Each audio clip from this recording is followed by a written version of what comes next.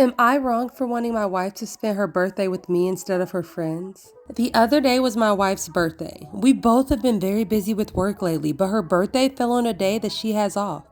As a surprise, I took the day off and had made reservations at her favorite restaurant. I had also went and got the groceries to make her favorite dessert, tiramisu.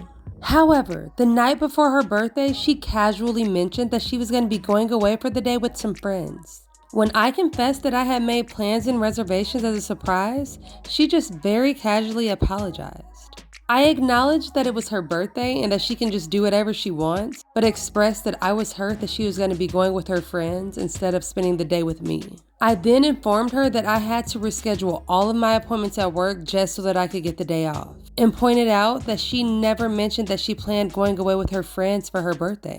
She stated that she felt bad, but would feel really crappy canceling on her friends. I asked if she didn't feel bad about canceling on me, to which she said that she did, but stated that she made the plans the day before and didn't know about my intentions.